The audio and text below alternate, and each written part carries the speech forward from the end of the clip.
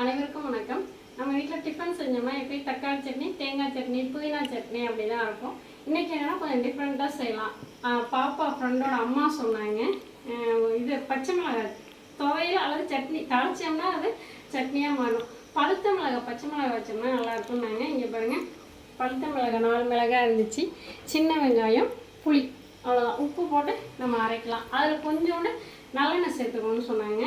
நான் உங்களுக்கு காமிக்கிறேன் பாருங்கள். இதில் கொஞ்சம் நல்லெண்ணெய் சேர்த்து அரைச்சிக்கலாம்.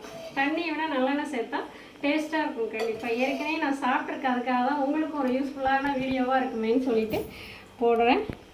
குழந்தைங்களுக்குமே நம்ம டிஃப்ரெண்ட்டாக செஞ்சு கொடுக்கும்போது அவங்க நல்லா சாப்பிடுவாங்க பாருங்க. நான் இதை அரைச்சிட்டு காமிக்கிறேன் உங்களுக்கு.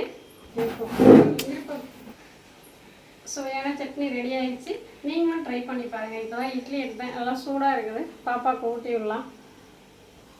நீங்களும் ட்ரை பண்ணுங்கள்.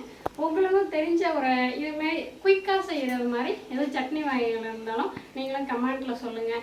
வீடியோ பிடிச்சா லைக் பண்ணுங்கள், ஷேர் பண்ணுங்கள், சப்ஸ்கிரைப் பண்ணுங்கள். தேங்க்யூ. உங்கள் விஷயம்.